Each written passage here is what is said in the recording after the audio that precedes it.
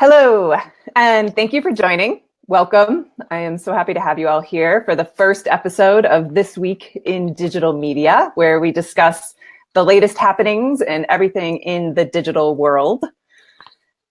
It'll be tools, tips, campaigns, ideas, events, really everything happening is fair game here.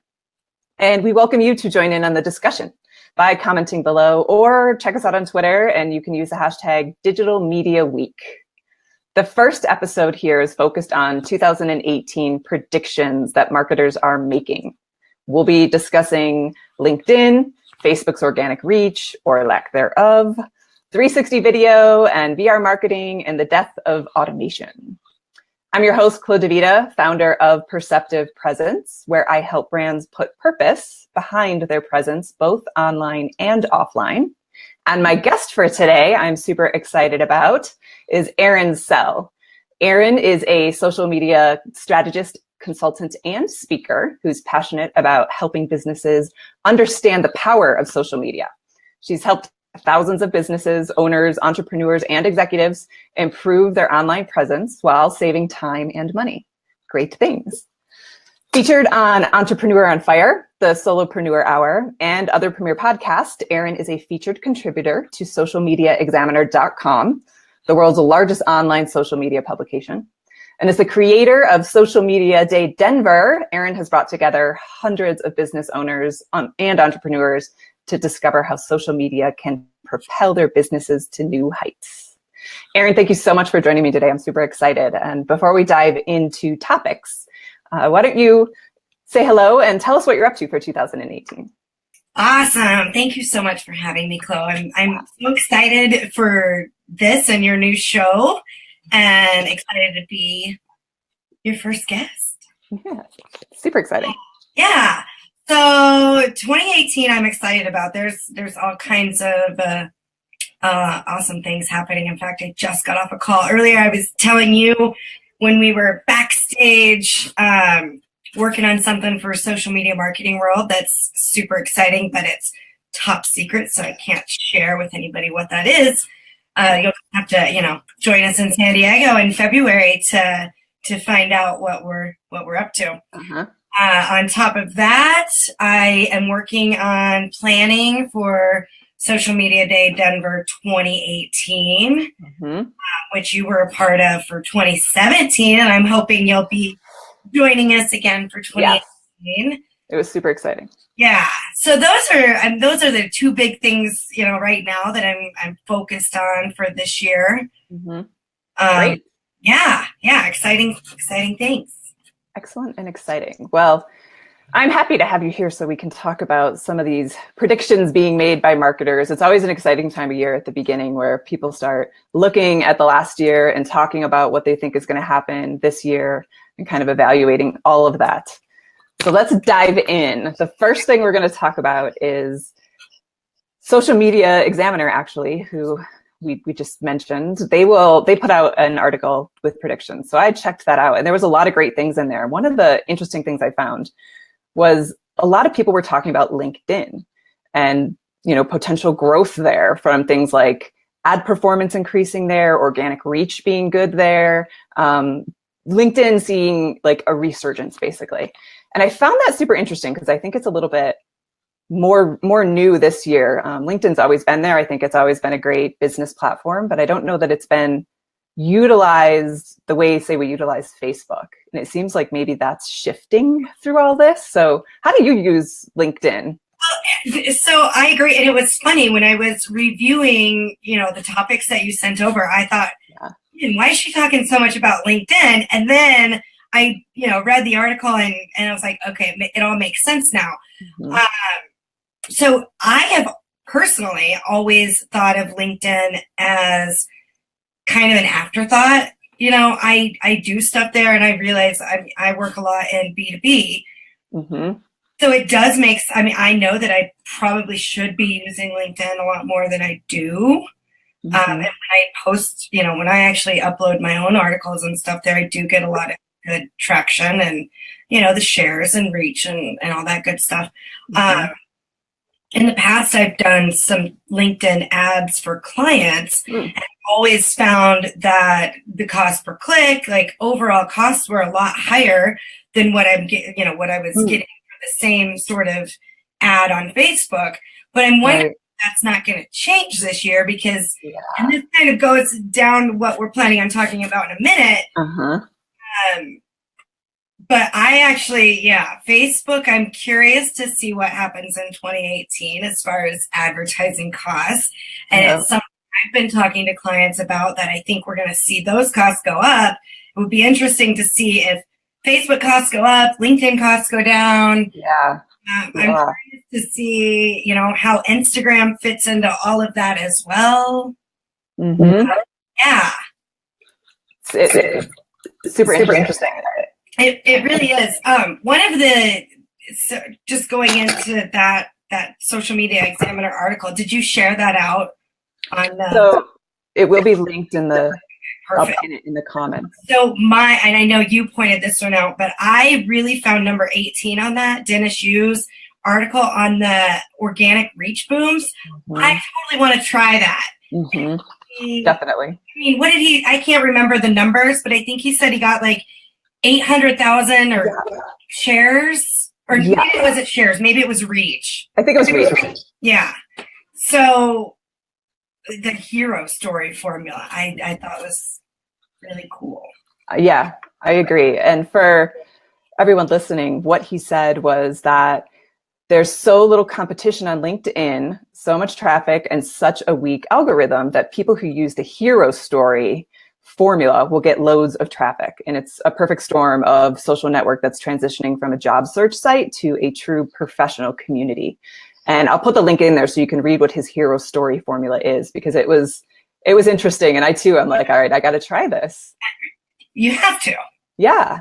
I mean, if for nothing else, just to see if it, it's not just a fluke. But I thought it was interesting, that his co-founder did it too, with a lot less, connections. Yep. And they both got a really great response. So that's, I think, something for everyone to try. So check that out. We'll try it out, Chloe, and then we should report back and see what our. Let's do that. I like that. Let's do that. Okay. All right. Homework. I love homework. I think everybody watching should do it. Yeah, that sounds like a really good plan. And report back. Try it. Read the article. Try his hero story formula, and let us know how it goes. Yeah, I like this idea. Excellent. Wonderful. The other thing I thought was interesting was number 33, and how the LinkedIn becoming more like Snapchat. I thought it was funny that he put the little Snapchat profile picture in there. And my opinion of that, and I want to hear your thoughts, is, it just in my opinion, I don't think that LinkedIn is the place for that. Yeah. But it will be, I guess, interesting to see what happens over the course of 2018. It will. I have always said LinkedIn is a professional place. Like, don't dumb it down there. Yeah. Yep. I feel like there's a good balance between some of what he said, because he was talking about like using GIFs and emojis and stickers and stuff like that too. And I think there is value in that, because the way we can connect with people through words by adding the emojis and different things gives it a little bit more of a feeling, and emotes different things from people. So I think there's value in that used properly. But yeah, I'm kind of with you on, I'm not sure Snapchat is the way to go. I love they introduced video, and I think we'll see that increase a bunch. And I think it will be done, the successful ones, I believe, would be done in a way that we're engaging to the audience that's on LinkedIn. But I think that's going to be interesting to unfold and look back on. I'll be interested at the end of this year seeing kind of what happened with LinkedIn in those terms. It scares me a little bit, especially like I'm not so much for, our generation, marketers, that sort of thing. But what worries me is the younger generation. Yes. Taking it too far, and then is it going to hurt their chances at jobs or? And I'll tell you, I've been helping somebody right now go through resumes, and the first thing I do is go Google them, and I'm looking online to see where I can find them and what they're about. So that is a really great point. Yes. Oh, LinkedIn. All right. Well, I'm excited to see where it goes. And to your point earlier, that kind of brings us right into topic number 2, which, by the way, everybody here, I know it's a ton of people watching replay. Leave comments. I know I'll keep watching. Aaron, I'm sure you'll keep watching. We want to hear what you have to say. So let us know. Topic 2 is about Facebook's organic reach basically going away. And I think most marketers, we all knew that it was headed here. In some ways, to me, I'm like, well, it's math, because there's just too many people getting added to this platform and too many pieces of content. There's no way to shove it all through someone's news feed. So they have to do something. So in that sense, I kind of understand that they have to make changes. The switch fully to this prediction, which is that Facebook will switch to a completely pay to play for companies. The news feed is going to be only about your friends and family. If anyone else wants in there, they're going to have to pay. There's going to be like no organic reach. I do think it gets interesting for then LinkedIn. It's sort of an opportunity for them. But one of the things, I think the quote he said in here was, considering that 51% of companies currently struggle with lack of a social media ads budget, this might be a big wake-up call. And that really stuck out to me. I mean, you work with a lot of small businesses, right? Yeah. That could hurt them a lot if they can't really get in there. It truly is. And what's interesting about this is I've been saying this to my clients for a few months now, because month over month, we just keep seeing a decline in engagement and, reach and interactions. Yeah. Facebook. And I think back even, 2, 3, 4 years ago, when I really jumped into social media full time, we were getting, 10 to 20% reach and engagement back then. Right. You're lucky if you get 2% now. Yes. And yeah. I mean, I have a feeling that for 2018, we're going to see that go down, like you said. It potentially could go down to 0. Yep.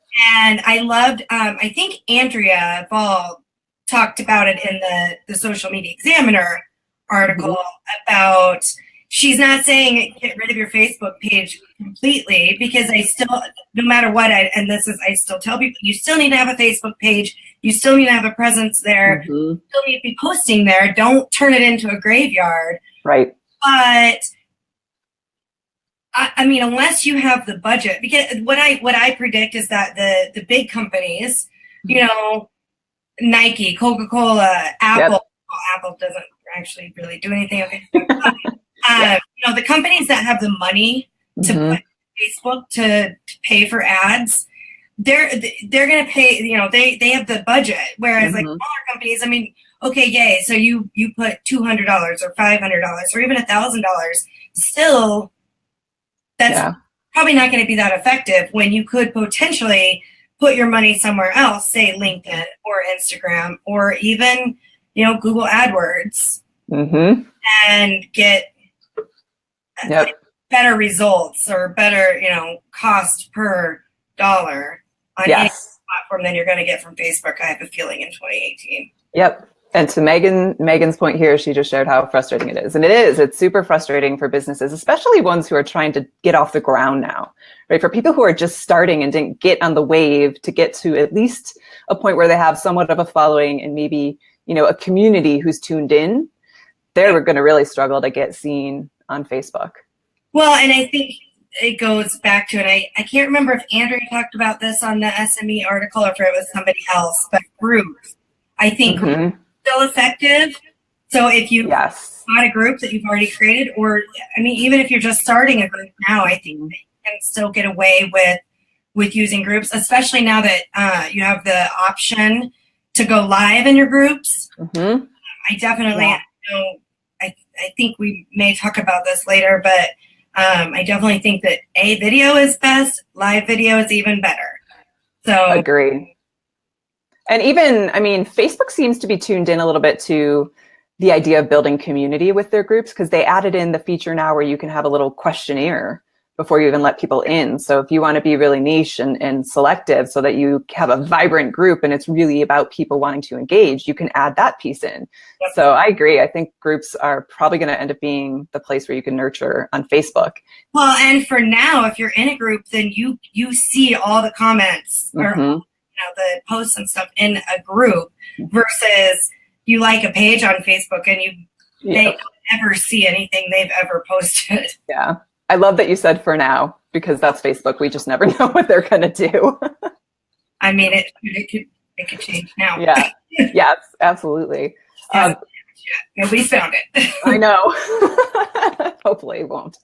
And so that is actually a good segue, because you brought up video and how video is really important. And topic 3 is about 360 video specifically and VR, which I think have both been topics. We talked about them in 2017 and we're bringing it into 2018 now. I think we'll see it happen much more because it's becoming a lot more accepted. I know there was a lot of initial response to VR of people thinking, oh, that it was kind of scary. Like, what does that mean? I want my real reality, virtual reality is for games, not business. And now with something like 360 video, it's sort of this entry-level experience that you get with VR, and it's giving people a sense of what the possibilities are. And so I really think I'm excited to kind of see what people do with video, 360 video and VR campaigns headed in. Have you seen anything yet that stuck out? I really haven't. I do think that both of them they'll be on the rise because I think that like the technology and the equipment, the cost has come down enough that it's making it more available to the masses. Whereas previously, 2016, 2017, the prices were the price point was too high for general public. In fact, I brought props because I love props. So. Like I have this thing for VR. Basically, I take my phone out of the case, put it in there, and then download apps. Right.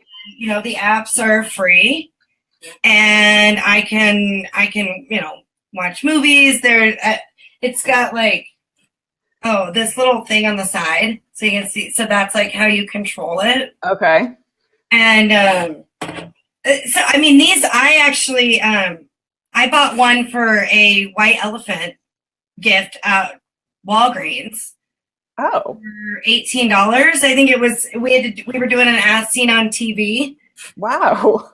So they're very reasonable now for this, that just, you plop your phone in there. I mean, obviously there's still way more expensive ones, like, I can't even think the one that Facebook. Oculus Rift, yeah. And I'm not sure how much that one is. Now I know the price came down a lot.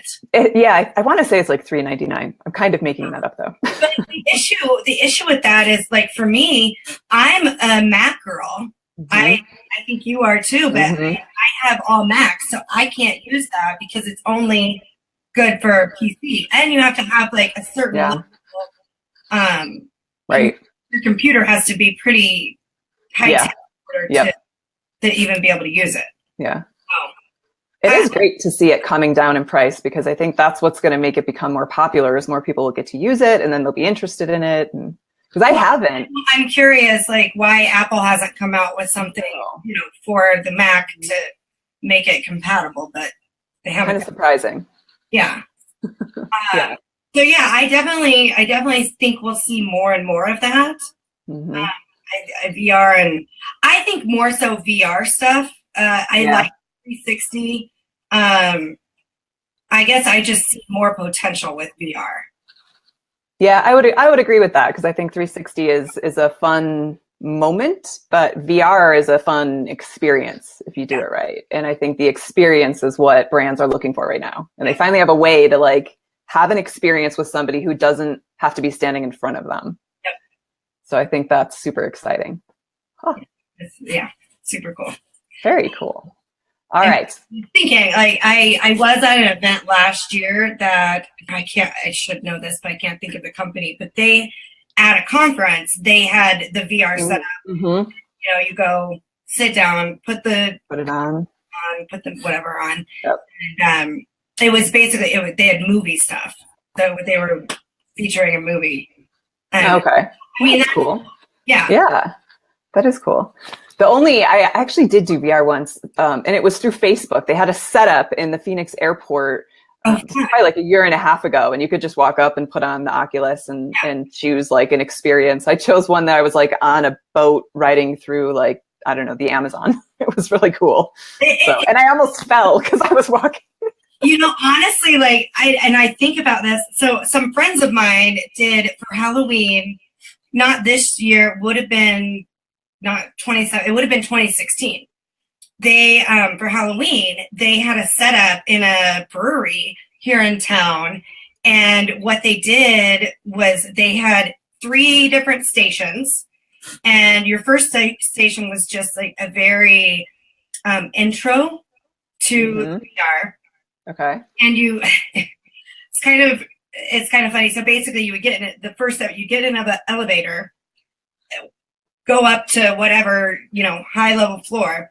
So they had on the floor, they had a piece, like a 2x4 up on, it was elevated probably 2 inches off the floor. Well, so when you get in, you have to step out of this elevator onto a plank, which was the 2x4 that you're standing on. And I'll tell you what, I knew in my head, I'm standing on a 2x4 in a room that is 2 inches off the ground. Yeah. When you have to walk out on this 2x4 and then, walk out and turn around, and then they make you jump. And so that was the first step. Then the second step, you go into another room, and it was a like insane asylum, and they strapped you into a wheelchair and like did all these, you go through this insane asylum in this wheelchair. Then the last one was shooting zombies. Ooh, that sounds fun. That was super fun, but it's still scary because like you turn around and there's a zombie right there. So I could see like bars and restaurants. Oh my gosh. Businesses interactive stuff to get people in, and you can charge a fee for it, and I could see that becoming like the new thing. Yeah, new monetization stream. Yeah, I like it. Very cool. Well, and I liked Megan. I put your comment up for a minute. I know I like her 360 videos plus drones is kind of hot. Yeah, that's definitely cool. Yes. Awesome. Well, that brings us to topic 4. Not a perfect segue, but this one is I'm kind of passionate about, and I think you are too. So it'll be fun to talk about, which is the death of automation. And this came from an article that I found in the Business to Community. And it's just, they had 6 different trends they talked about. But I found this one interesting because I've always had a struggle with automation, in that I think it's super valuable, right? I think it's great and I think it's needed, but I think people take it to the extreme. And when you have automation that sort of overrides both transparency and actual connections, then it's not working and it's not worth it. So he said, reduce the automation aspect and embrace the personal touch. Make your customers feel special. That's the way forward in 2018. And I thought that was really interesting. And I know you have some thoughts around automation as well. I do. And it kind of goes back to that last blog that we were talking about, the predictions on VR and chatbots. Chatbots are definitely, I see a use for them. However, I think that some people in marketing are taking it a step too far. I think if you're like, there are certain people that I think are doing it right. In fact, I actually just volunteered. I worked with the TEDx team here in Denver on their recent TEDx Wonder. Okay. And I think that, so my friend Carrie was actually working with the social media team, and she did, I was blown away. She showed me what she did for the chatbots. Yeah. TEDx event. And I thought this was really cool the way that she did it, because basically if you're there at the event and say you want to know more about a certain speaker, you could type in their name and it would take you to your page so you could find out more. Or lunch, you aren't, say you didn't know where to go eat downtown or who was offering specials. There are certain restaurants in the area that would offer a special if you showed your TEDx badge. So I thought that was cool. So you could type in lunch into Messenger and it would take you to what, the local offerings were for lunch. So I think that's a great use of chatbot. I think if you are a marketer or whatever, and you're setting up chatbots just for like the automation and you never actually have that conversation with people, then what's the point? I do think, and I have a chatbot set up. So if you want to get, there's certain things that you can go click to get from my chatbot. However, if you like, it basically just says, hello, thanks for messaging, blah, blah, blah. But once the chatbot is set off, I still like to go in there. I go, respond to you if you write to my company. And, the other side of automation, I would say, like, as far as scheduling, I'm a firm believer in scheduling, posts, but you can't automate engagement. Right. So, I may schedule a post out, but then I'm still the one that goes in and says, hey, thanks for sharing this post out, or what did you think, Yep. Yes.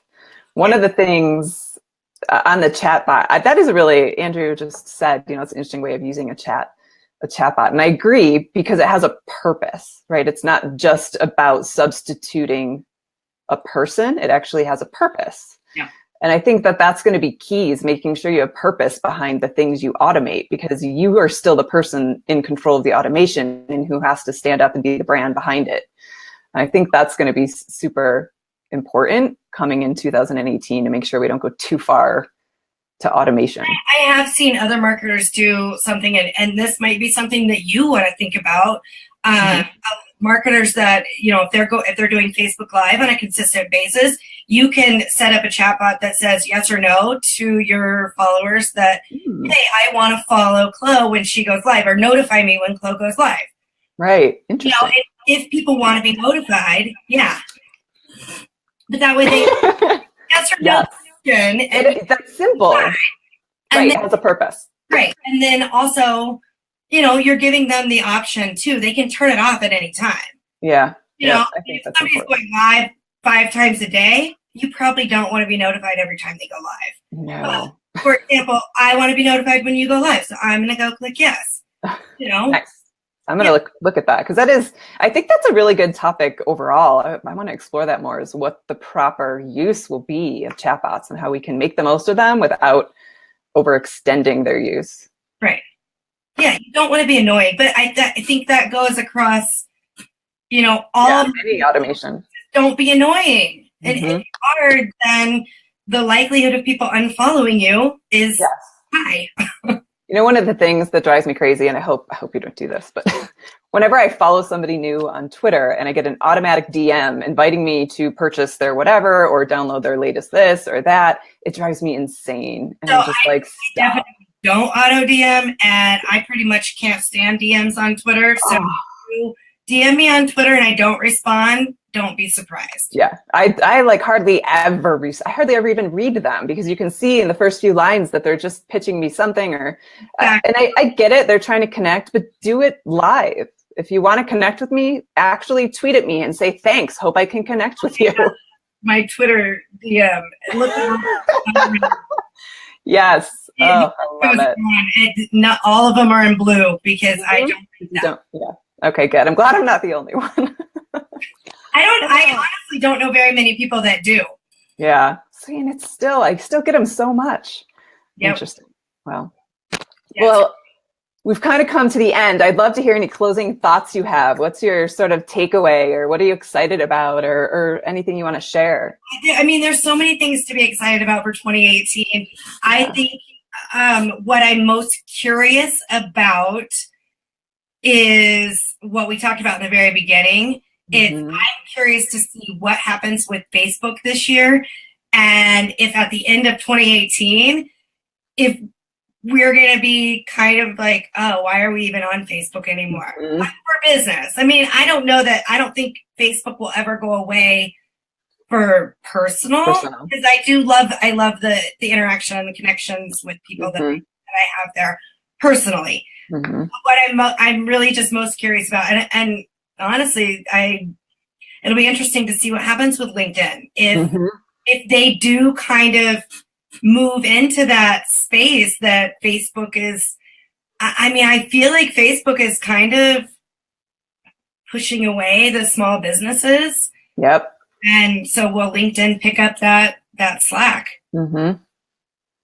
Yes, and I'm with you kind of on both of those. I'm interested to see both. I'm definitely interested to just get in LinkedIn more and do more in there.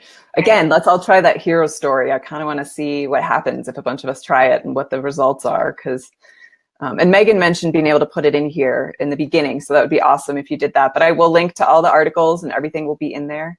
In 2018, I think it's going to be a pivotal year, because I feel like a lot of really new things are going to be tried, whether it's through LinkedIn, through VR. I just feel like there's a lot that's just coming out, and it's going to be a very exciting year. Well, and I think that especially with Facebook, it's almost like they're challenging marketers to find something different.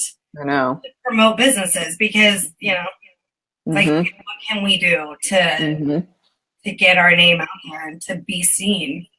Yep. Versus, what we've been doing traditionally. So. Yep. Yeah. Agree. An interesting year for sure. Yes. Yeah. Well, thank you, Erin, for joining me on this first episode of This Week in Digital Media. And I encourage everyone to continue the conversation by leaving comments below, or join the conversation on Twitter, where I'll share a few things. And I'd love to hear what you have to say on #DigitalMediaWeek. And mark your calendars and tune in next week, same time, same place, and more 2018 predictions to discuss, because there's just so much to talk about. January is going to be a little bit filled with everything coming up and what we think. So next week, I'll be joined by Mike Ganino, keynote speaker and culture and brand architect, which will be exciting.